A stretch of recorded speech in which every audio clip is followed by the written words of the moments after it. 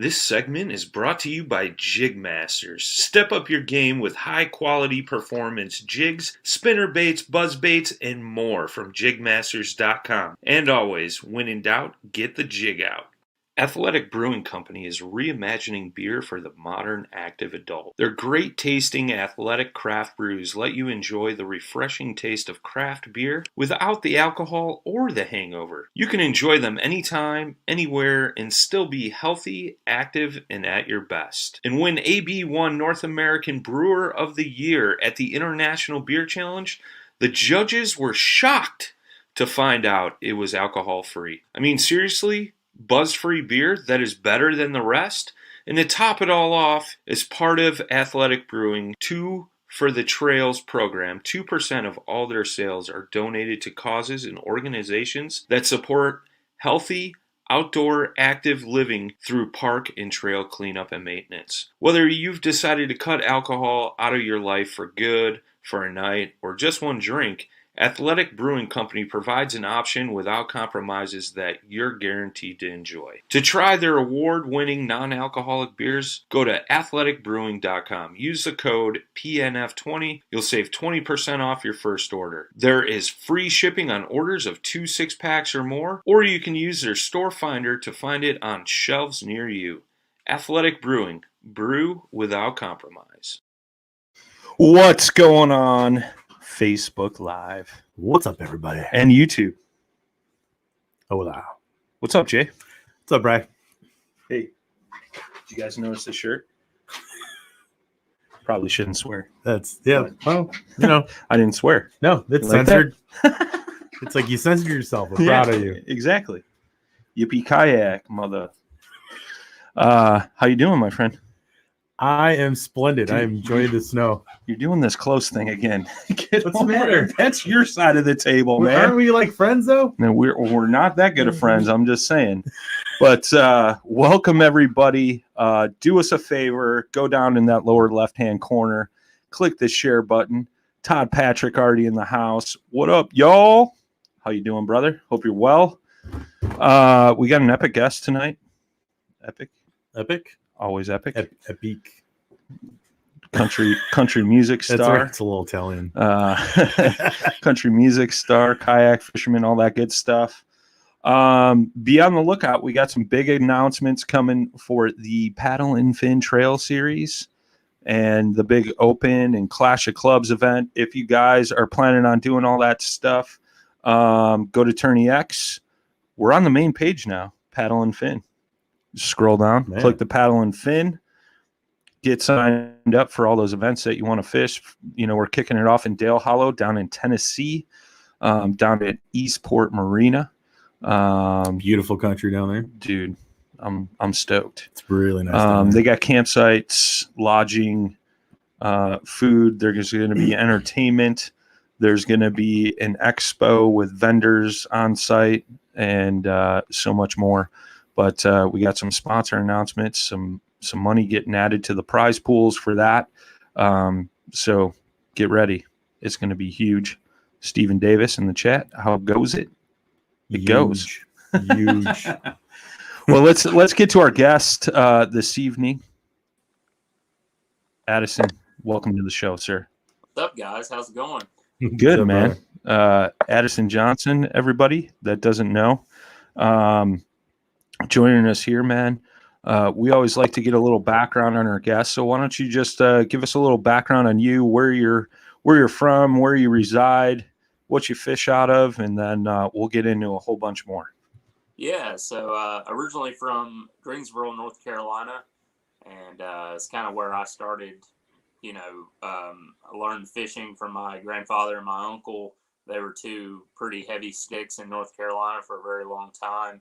Obviously, I learned nothing except the passion for fishing, but I still have a pretty good time with it. And then, you know, back in 2011, since I, you know, decided that I wanted to try to be poor for the rest of my life, I decided to do music, and I moved down to Nashville, worked every piss poor job you could possibly think of, literally had no money, and slowly started working my way up, and been very blessed and very thankful to sort of living for the last 4 years at a pretty good level. I think we've got a long ways to go, but things are rolling along here, and and then the fishing thing on top of that, man. It's been kayak fishing for me has been just a huge, not only a stress release, but it's been great to meet people in the industry. And so getting hooked up with dugout bait and tackle, and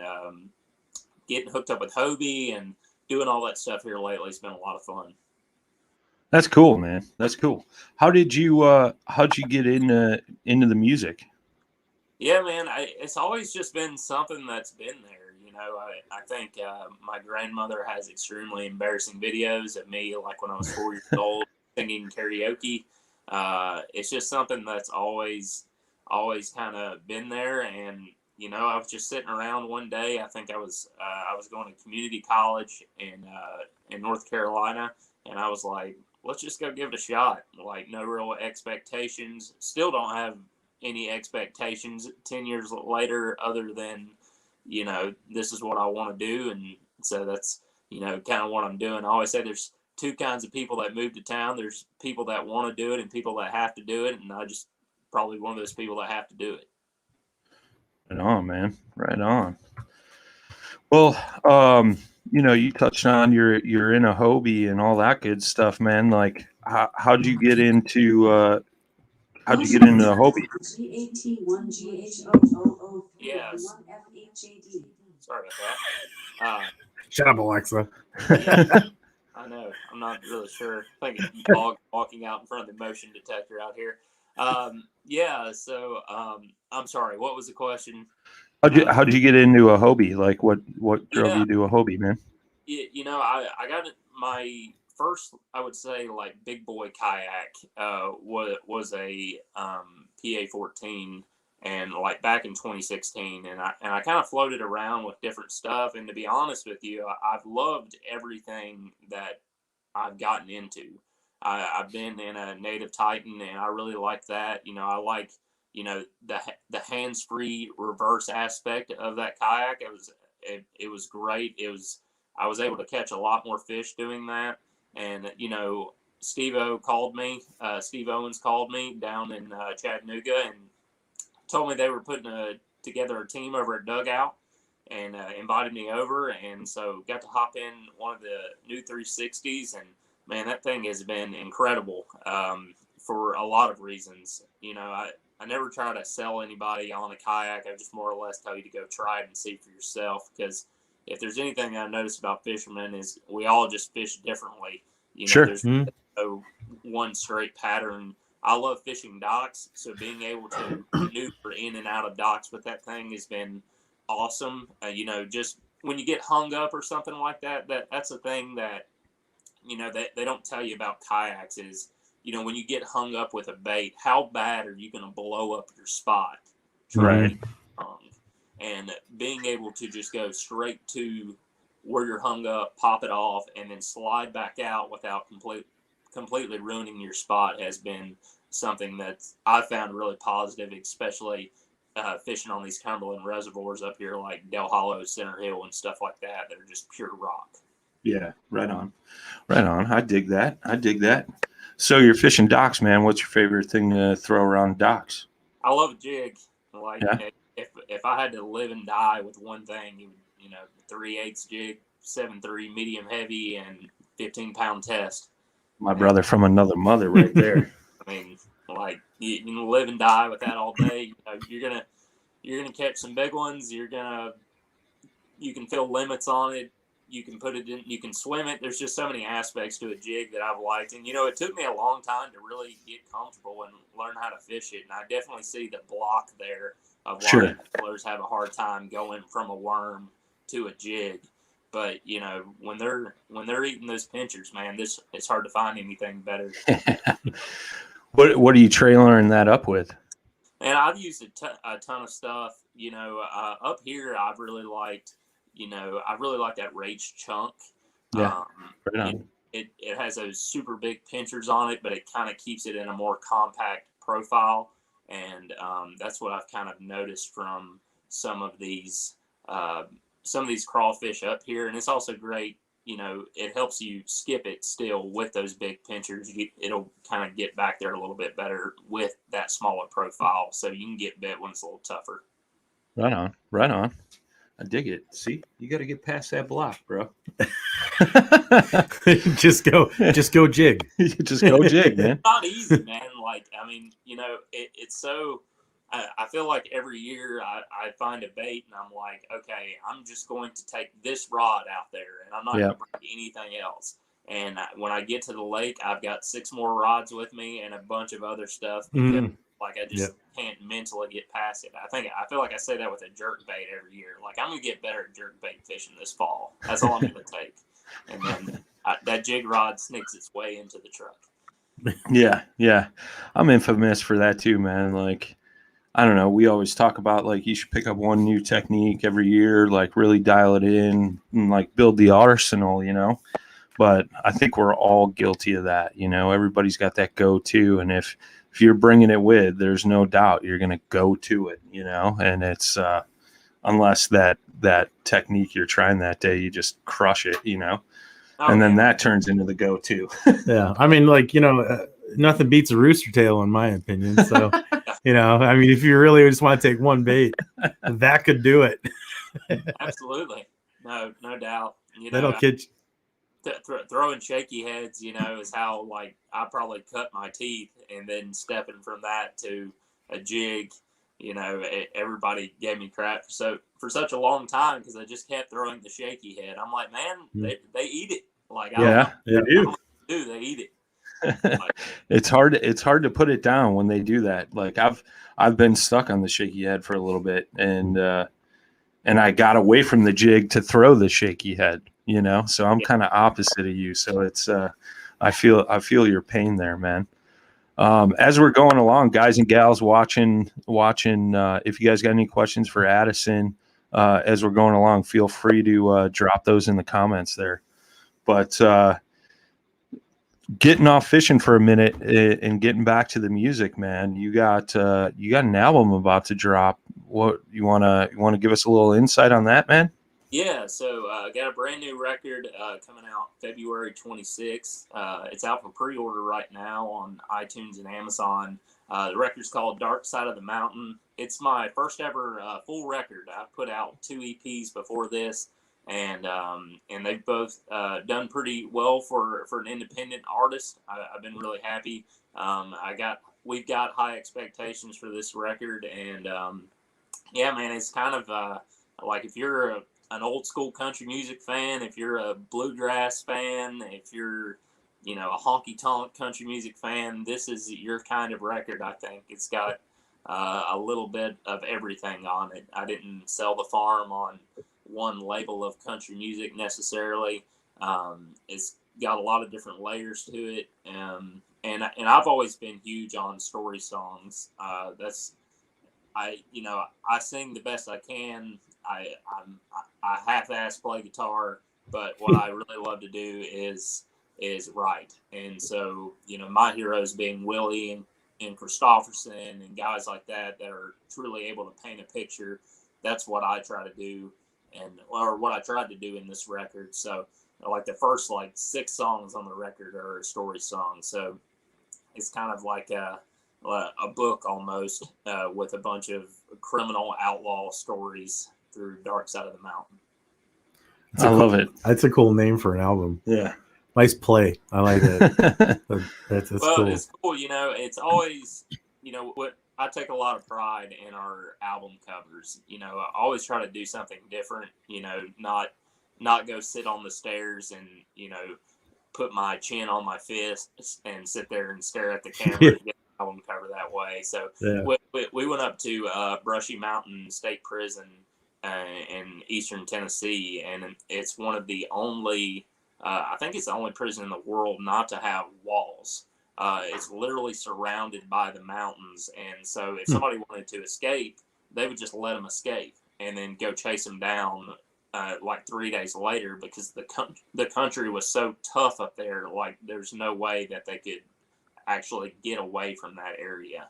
And so we went and shot that and kind of got an angle where we have the prison and then the mountains in the background. So it kind of came together there for us.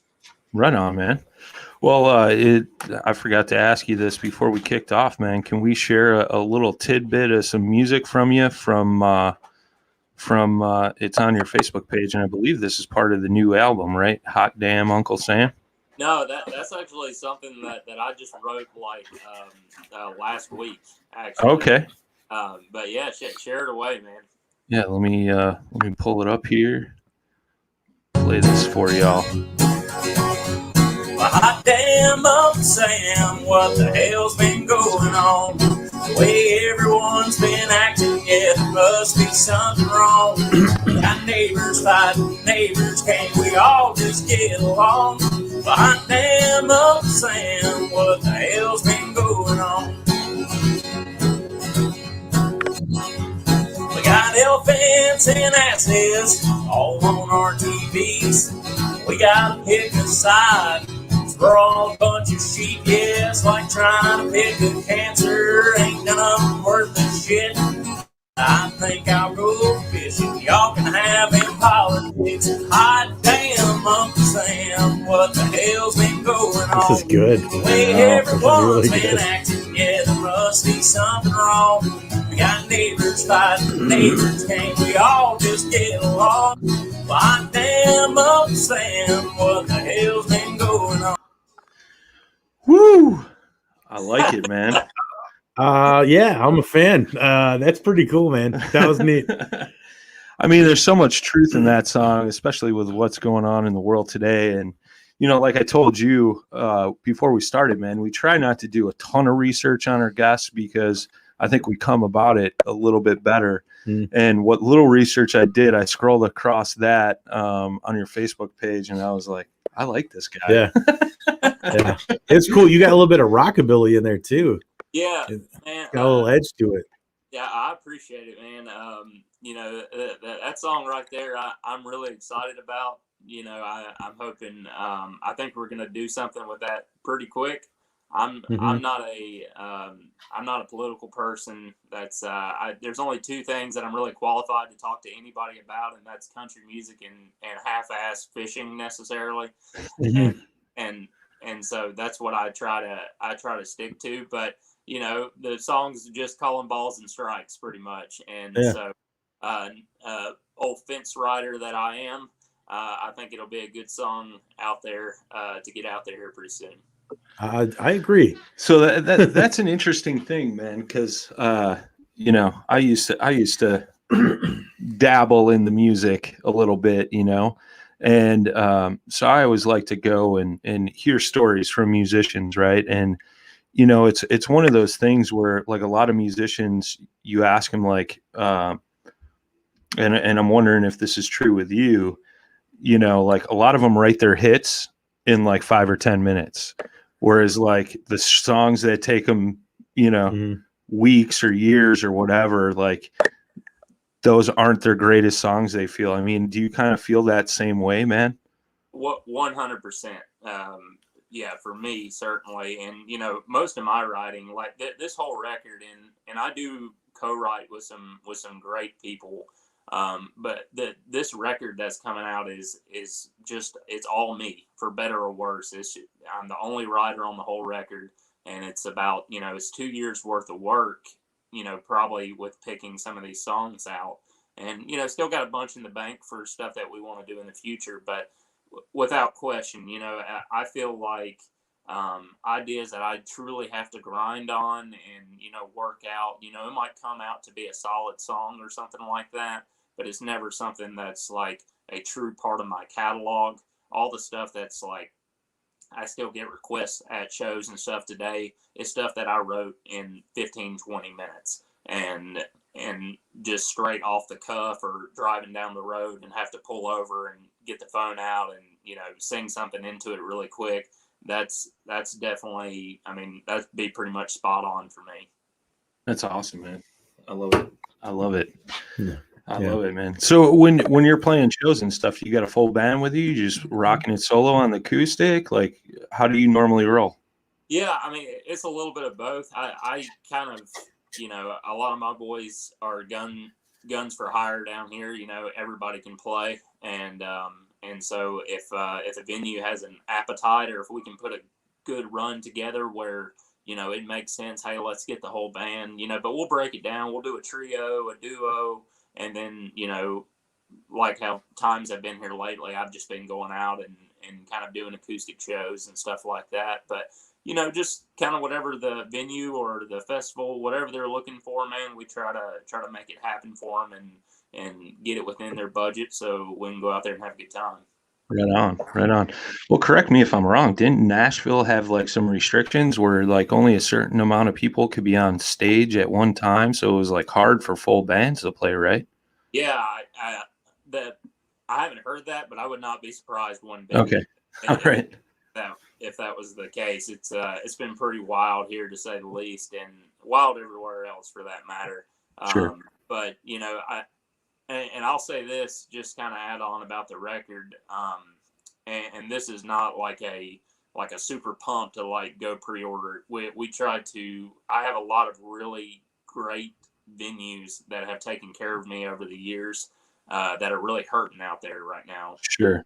And you know, they're still booking guys like me to come and play when they're at 15-20% capacity, right? And, you know, knowing that they're going to lose their butt when they're bringing me in there. So I think Dave Portnoy's done a really good job on the Barstool Fund. So we are going to donate 10% of every single pre-order on Amazon and iTunes that and donate that to the Barstool Fund to kind of give back to small businesses that, you know, give me the opportunity to make my livelihood.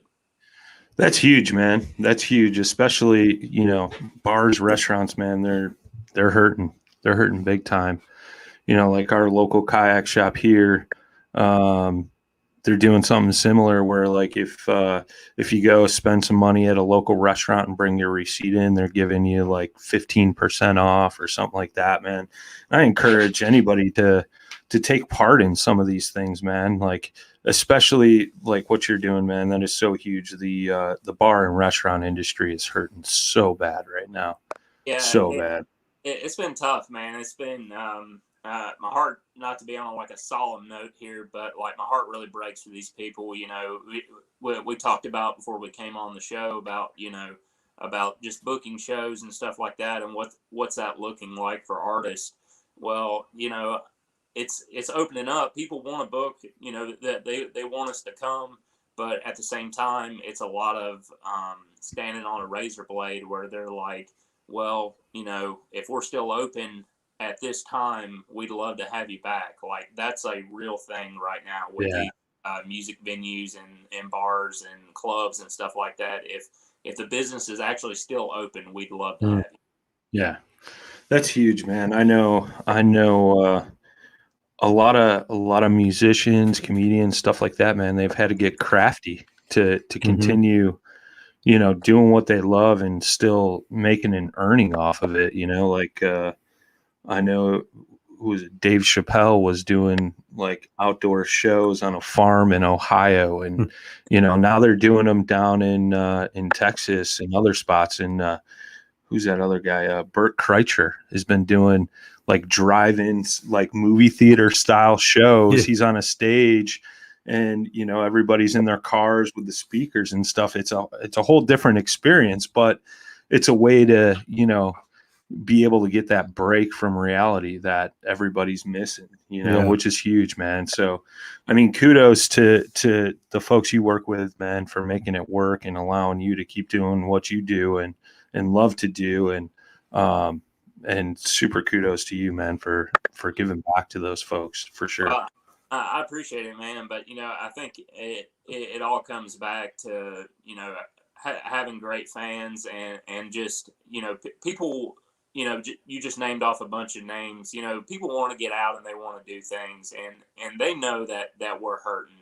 But, you know, we're not the only industry hurting either. Right. So, you know, when I'm talking to people about pre-orders and stuff like that, and, you know, I know that I'm possibly talking to somebody that, you know, might be hard up too, you know, but still pre-order it because, you know, they're excited about music. You know, it's something that they're passionate about, and they want to spend their hard-earned money towards that. And man, they just can't be like oversold how cool that is. Right. No, that's awesome. That's awesome. Yeah, these are some difficult times for sure, man. Yeah. As I think, like, when I had to think about, like you said, some places are still closed, and when you're trying to set up shows or just trying to get back in the swing of things, depending on where you live and how things are opening back up, but not everything is opening back up in the same time frame. I know it's super difficult for you guys to be planning what you're going to do next. You're trying to plan ahead, and it could be very uncertain again, because who knows what's rolling down and what's going to happen. So there's like this big, you're a lot of highs and lows, like right now, for sure. Yeah, for sure, no doubt. But man, like I said, there's such a big, but people still love it. That they want music to be made, and that there's a process that goes along with that, and they've done a great job. Like, there's no way that I would have made it through 2020 without great fans. Because when like I told you guys before we came on air, we normally do like 150 to 180 shows a year, and we did 15 last year. Like 15 shows. Like, I haven't played that few of shows since, I don't know, maybe I was in high school. Like, it was just absolutely brutal. But we did the live streams, and people, every week that I did another one, I was like, man, people have got to be getting tired of this, and they piled on again and again and again, because they wanted to support, and they wanted to be entertained, and that, I don't think that's something that's going to go away no matter what happens. I was going to say, like, I don't think it's going to go away either, because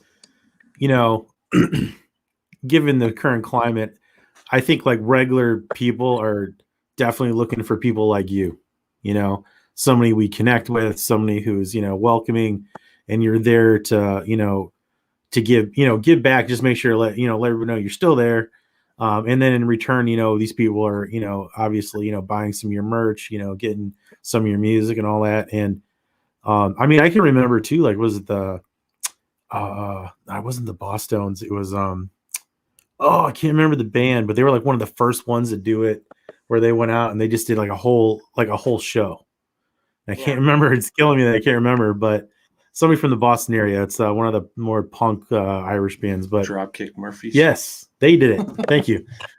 So they, and it was really cool, because I mean, they did it for that very reason. And, again, they're at our level, and it's like, and people can feel it through you, and, and you can feel it through us. Like, everyone knows. It's like, it's unbelievable what we've had to deal with this year, and it's important for, the people who are out there who are, putting out music to, keep doing it, because I mean, in the end, I think really you're going to prevail just in general, because that connection is there, and people appreciate it.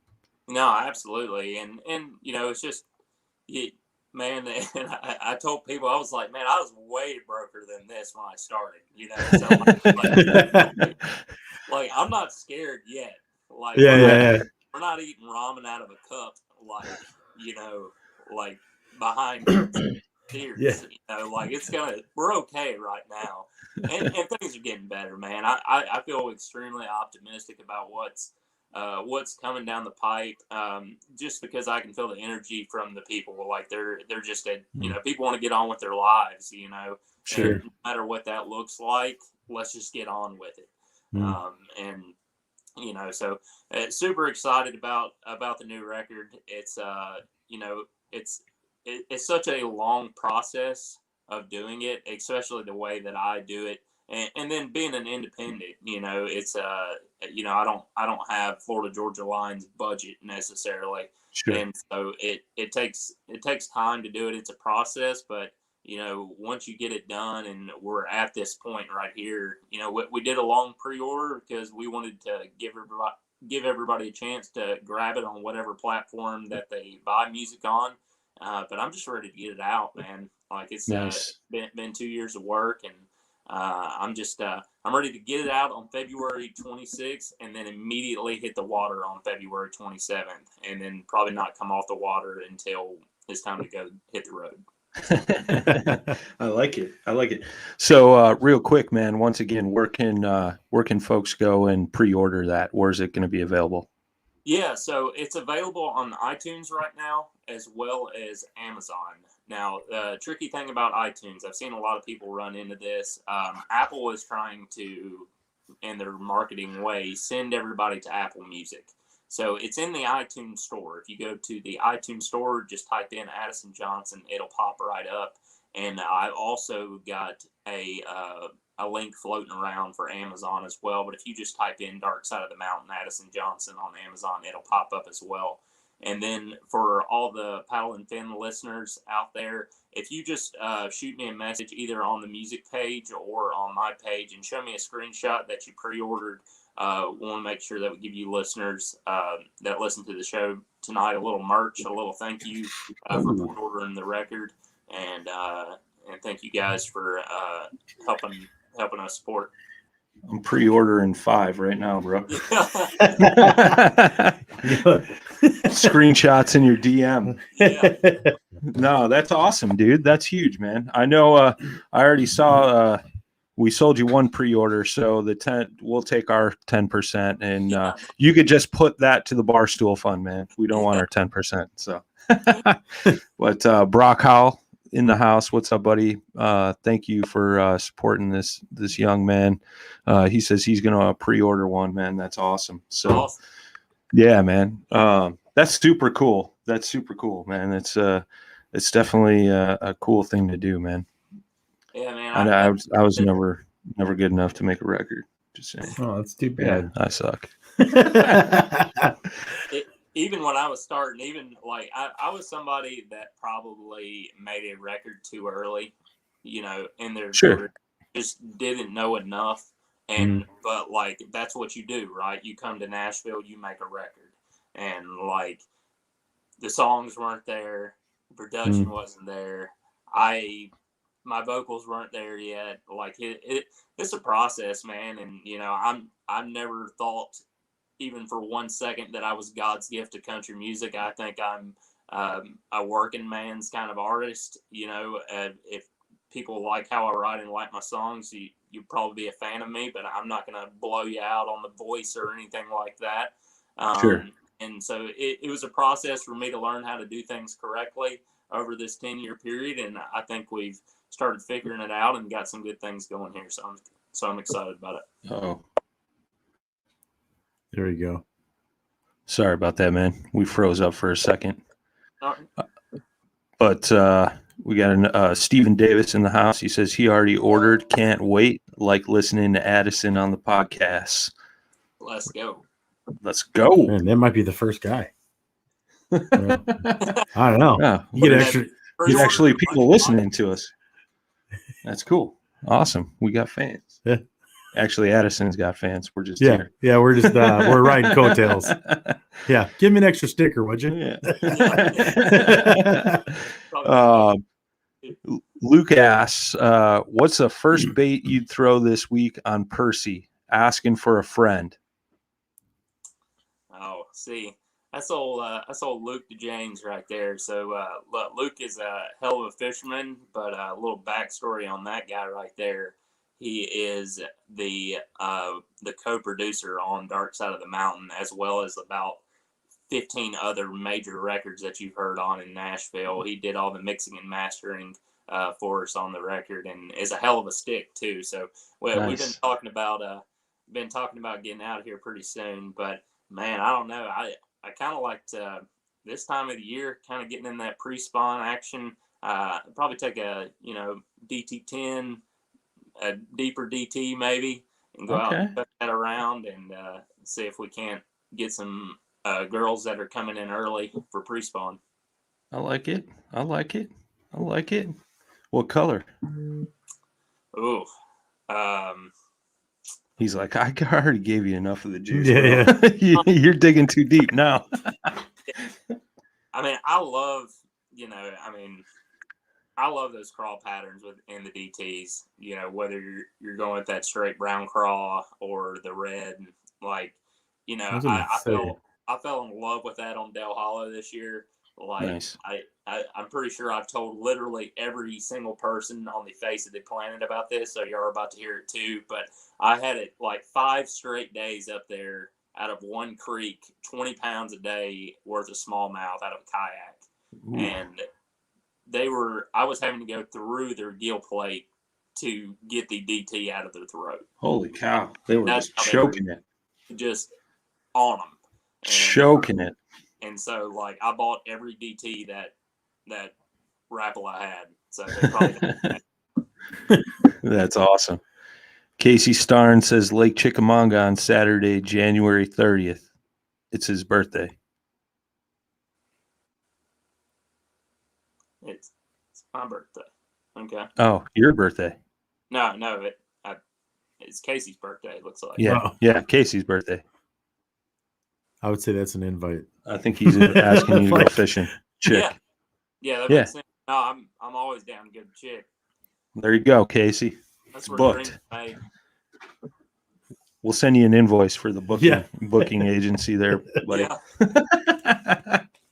That's cool. Lambert down there.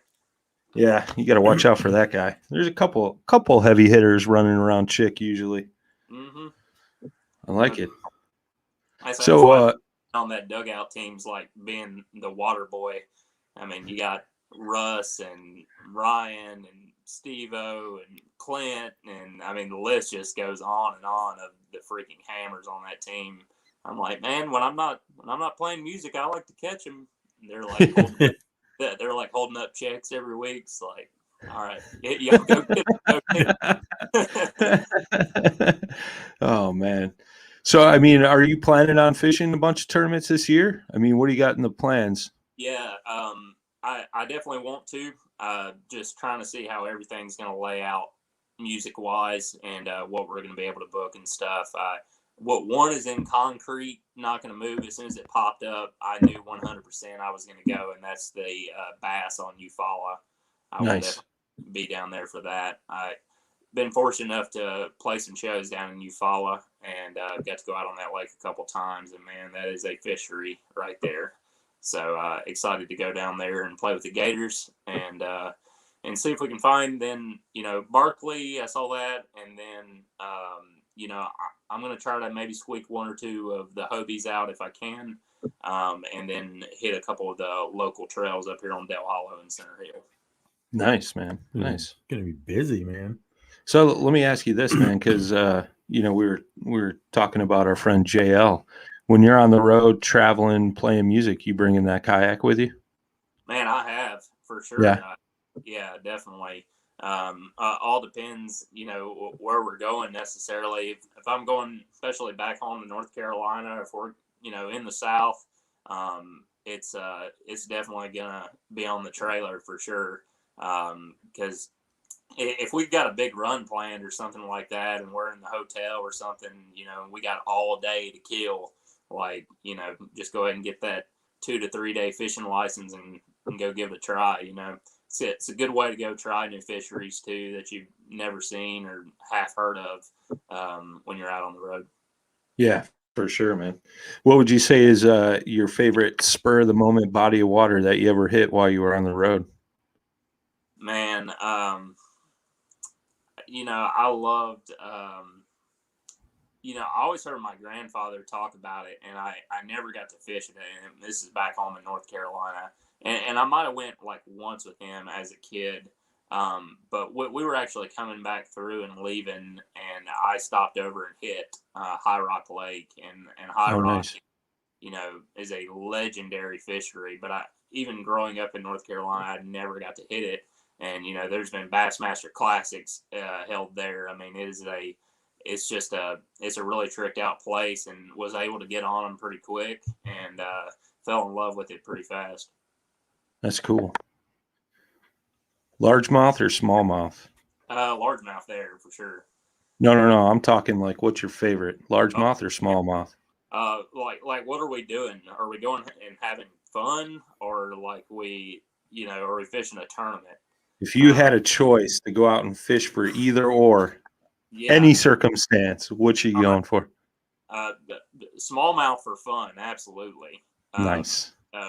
we got $100,000 on the line or we got $20,000 on the line. Give me the biggest, dumbest green fish that you possibly have. I want to see him jump once and then come to the boat. Like, man, fighting those Dale Hollow smallmouth, you know, fishing even those local derbies up there, it's you know, the fight is never over, and that's what's so hard to explain to people that fish out of a boat and do boat tournaments compared to what we do, is because, you know, all right, you got the smallmouth in the boat. Well, that's just half the battle right there, because like that thing has a ton of more energy, and you're sitting there trying to get him on the board and, you know, dropping him in the water, got him on the fish strips, bring him out. He's still too hot, and you'll spend, you know, 15 minutes on this 17-inch smallmouth, you know, trying to get him. And so it's like I said, it can just wear on your nerves a little bit, because I have lost a couple over the side being foolish with those brown fish. That's fun, man. That's fun. So looks like you do a little bit of trout fishing too, huh? Well, trout fishing, yeah. We've me and Robert Weicker used to, well, and we still do. It's been a while since we've got to go down to the Caney, but strangely enough, I mean, you want to talk about beginner's luck, is, you know, he took me out to the Caney for my very first time ever fishing, and I was super excited. Never caught a trout in my life, and then that day, and I think the biggest that he had ever caught was like a 25 3/4 or something like that. And a tarp in Tennessee, or a blackfish here, is a 26. I caught a 19-inch rainbow and that 26-inch brown on my first day trout fishing out there. Heck yeah, man. So he was a pretty good guide. I guess I got to give him some credit, even though I still give him hell about it today. 26-inch brown, man. That's a tank right there, buddy. It's a good looking fish. Yeah. I'll take one of those every day over 100 small ones. That thing's so interesting looking. Yeah. Well, that was the mount. Oh, that's what I was thinking. I was like, man, it looked really like it looked really stiff. Well, I looked at it, I'm like, man, that thing almost looks fake. Like, and I'm just going like, I'm like, that's crazy. Like, I don't know what's wrong with that picture, but that's a nice fish. That's funny. Yeah, that's a mount, dude. Yeah, it's a replica. I'm getting it. It's a replica.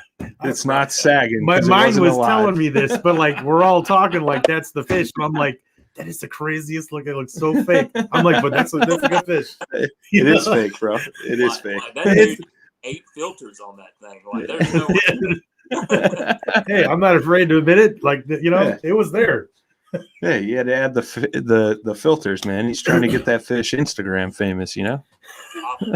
The whole time I'm like, that is the strangest looking fish. Like, I'm like, yeah, right over Jay's head there. Like, I guess it's past my bedtime or something. I don't know. Oh man, that's great. That's great. Well, we'll give you the final floor, man. To any final thoughts, words of wisdom, plug all your social media, sponsors, all that good stuff, man. Yeah, for sure, man. Thank y'all once again very much for letting me hop on here and talk with you guys. I greatly appreciate it. I know that this is the busy time of year for y'all, getting ready to go in the season, and y'all have a lot of people that could be on the show. So I appreciate y'all letting a country music singer come in and crash the fishing show. Yeah, so all the social and stuff is just Addison Johnson Music on Instagram, Addison Johnson Music Facebook, and then Addison Johnson Facebook. The new record is on iTunes, like we said earlier, as well as Amazon. It will be available everywhere on February 26th. Amazon, Spotify, Pandora, Google Play, all that good stuff. It'll be there. And yeah. Pandora's skill is not enabled. Amazon. Should have cut that thing off. Don't you know that thing's listening to you in there? Literally, yeah, y'all are gonna end up on some watch list probably. But no, man, really excited about the fishing season as well. Dugout Bait and Tackle has taken great care of me, and they can take great care of you too if you just stop down there and see the guys. They can get you in a brand new Hobie, as well as get you hooked up with all the gear that you need to get your season started. And yeah, man, just thank y'all so much. I really appreciate it. Yeah, man, absolutely, dude. It's been a pleasure to shoot the breeze and get to know you, man. Get the good word out, and hot damn, Uncle Sam. Yeah. I'm telling you right now, that's going platinum, dude. I'd Well, record that and just pump it out as fast as possible. I'm not gonna give too much away here, but let's just say that ball is already in motion. Oh, well, see, I could see into the future, bro. I just didn't tell you that. Yeah. Well, you know, I've sent it to a couple buddies and stuff, and they were like, you know, man, you got to put that out now. I'm like, bro, the way things are going right now, that iron's going to stay hot for a while, I have a feeling, unfortunately. So Yeah. I hear you, man. I hear you. Well, very cool, man. Everybody go give Addison a follow. Get your pre-orders in. Support your local musicians, national musicians. I mean, what's the proper way of putting that? I mean, obviously you want to give back locally. Support your musicians. That's what I'm trying to say. There you go. There you go. Support everybody. Yeah. I mean, you know, it's hugs like, around. Yeah. Everybody on your level, you know, everybody, it's normal. Very cool, man. We appreciate everybody that tuned in tonight. Stay tuned for next week. Next week, we got the guys over at Pelican Coolers and Cases coming on, talk about some of their cool, new, innovative products. So it should be a good one, man. We're live every Thursday, 7 Central, 8 Eastern, with great epic guests like Addison. Yes. Jay, the man of few words, and myself, Mr. Brian Schiller. I love it when you do that. You just like set it up, and I'm like, I mean, Jay, the man of few words. We'll catch you guys all on the next one. Tight line, smooth paddling. Thanks for tuning in to another killer episode on Paddle and Fin. Don't forget to go check out our website at paddle_and fin.com. Don't forget to check out the YouTube channel at Paddle and Fin. If you got a question, comment, want to hear from a future guest on a future episode, feel free to email us at paddle_and fin@gmail.com. Don't forget to follow us on social media at Paddle and Fin on Facebook and Instagram. Shout out to our show supporters, Angler. The Angler button and app just makes for a better time on the water and creates a virtual logbook for every fishing outing out on the water. Shout out to Rocktown Adventures, located in Northern Illinois, for all your kayaking, camping, and hiking needs. Shout out to Jig Masters Jigs. When in doubt, get the jig out. Go to jigmasters.com.